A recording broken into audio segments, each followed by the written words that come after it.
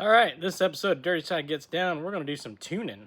You can tune a sniper, but you can't tune a fish. I was recently talking to Ben at Dive-In Garage, and he's got a small block Chevy with a supercharger and twin 4150 super snipers on it. And he was reasonably happy with how it ran, but felt like it could just be better. So some of you may know that my day job is with EFI System Pro, and I handle all things technical there. So if you don't know what you need and you want to do a sniper conversion or anything up to a Dominator, we got a little form you can fill out, and we'll get you a list together of what you need. All the way through the installation, you've got my help if you have any questions. And then as you're going along with tuning and all that, I'm here for you too. So another thing we offer is 3 different levels of support for systems that weren't purchased from us. And so basically what I'm doing with Ben is our level 2 support. So I sent him our instructions. He gathered all the files together and emailed them to me. And so let's take a look here. All right, you'll have to excuse this isn't a screen recording. I have not found a good program to do that yet. And so I just don't do it. So if you know of any good free ones, put it down in the comments. It would be greatly appreciated. But let's get to looking here at what we have. So one of the first things is a lot of this is sort of untouched from the setup wizard, which is not such a bad thing. It makes a fairly smooth VE table, and it's usually a little on the rich side, so that's always a good thing. It's been messed with a little bit, and for the way his tuning is and things like that, it works. But there's definitely some room for improvements. So one of the things is if you look at the manifold pressure here, you can see it starts at 0 and goes way up to 21 pounds of boost. He's only running about 15 pounds of boost, so we've got a lot of wasted area up here that's unneeded. And what we can do is we can rescale that, gain some down here in the vacuum area, and make drivability much better. We don't need much resolution up here in boost because you just kind of hit a boost number and stay there. So we'll get into that when we look at the file that I'm going to send him back. But let's just kind of poke through here a little more and see what else we can find. So Target Air Fuels, one thing here is it's very notchy, and that can make for rough drivability. As you start to cross over from one of these areas, it changes a lot, and you'll feel that. So his idle air fuel is pretty good, and boost is good for being safe. It's actually probably a little on the rich side. Being that it's not intercooled and supercharged, that's probably okay, but we'll do some plug readings and get a feel for that later. That's going to be a second episode. So one of the big things I see is this cruise area being 11:1. That needs to be much leaner. We want to put that around 14.5 or so. But here being 12, especially in this boost area, is good. 12.5 here, that's not bad. So let's look at timing.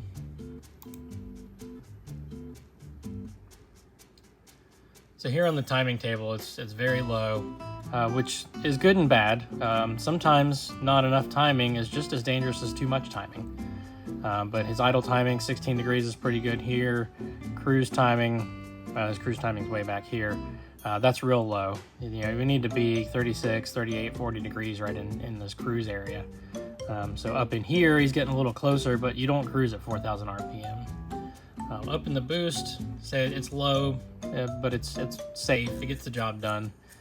But we'll definitely fix all that. So taking a look at his acceleration enrichment table, it looks a little on the lean side. And looking at his data logs, he doesn't have a huge cam.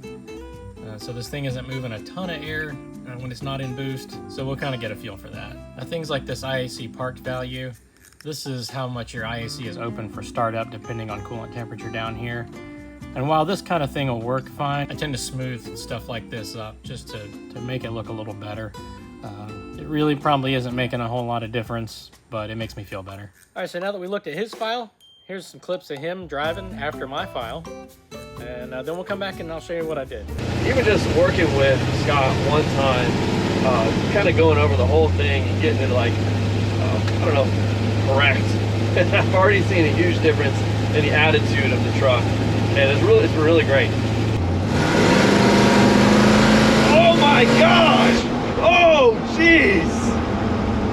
Whoa, Hank is a beast! Now here I haven't touched the VE table yet, But what I did do is, you can see over here, I lowered the maximum down to about 16 pounds and 30 kPa down here at idle. That gives us a lot more room to work. You can also see 100 kPa is up here, and what that does is it gives us all this room here for drivability. And then we just have this little bit up here for boost. But like I said, it tends to shoot through all these other boost rows and gets to the one that your supercharger or turbo is going to make, and just stays there. So in the target air fuel ratios, we kept his 14.2 for idle, but we drastically leaned out the cruise area. If you can see, I start cruise around 2,000 RPM, and we have 14.5 for all of that. It should be pretty good. Pretty much any engine will cruise at 14.5. And we can go from there depending on what the engine likes. Here I've got a maximum richness at 15, 16 pounds, around 11.5, and where he tends to be is here at this sort of 12 area. Here at zero boost, wide open throttle, we're 13, which is where a lot of sort of milder engines want to be. The more power you make, you need more there. Less power you make, the less you need there. But this is a good starting point for what he needs. So I copied and pasted the same scale over here for timing. And you can see we've got 36 degrees for cruise. And we've kept it 16 degrees for idle, which was pretty good. Here at 100 kPa, which is wide open throttle, no boost, we've got 32 degrees, which works a good starting point for any naturally aspirated engine. As we get into boost, we're basically reducing 1 degree per pound of boost. And that's always a good safe place to start. And you can pull that back. You can add that back in on the dyno or with plug readings and sort of see what you get.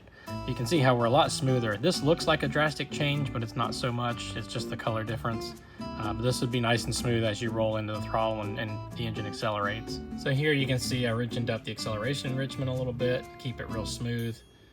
That it should work well, especially he's got the two 4150s, so when he hits the throttle, those move a lot of air. And then he's got the supercharger on top of that. Let me go here to the parked IAC, and I did lower his warm IAC because the RPM would flare quite a bit on the initial start. So that'll help reduce that down some, and we just made this nice and smooth.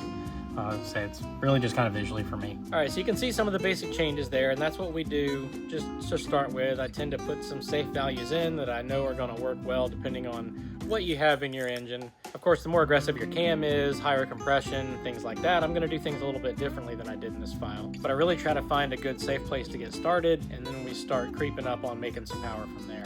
So we'll do a follow-up episode on this when he sends me back more files and see what kind of changes we can make, and we'll probably do some plug readings so we can see what kind of timing we can start adding back in, whether we need to remove or add some fuel in. And because of this collaboration, at EFI System Pro, we're offering $20 off your level 2 tuning service if you decide to go that way. Click the link in the description, and the code is DIG20, which is for Dive-In Garage, $20 off. So we'd like to help you guys get things tuned up and working a little better if you're driving around on that Wizard tune, or maybe you got with a tuner and they sort of left you high and dry. I've seen that a bunch of times too. Unfortunately, I always hate to hear that, but we try to help out where we can.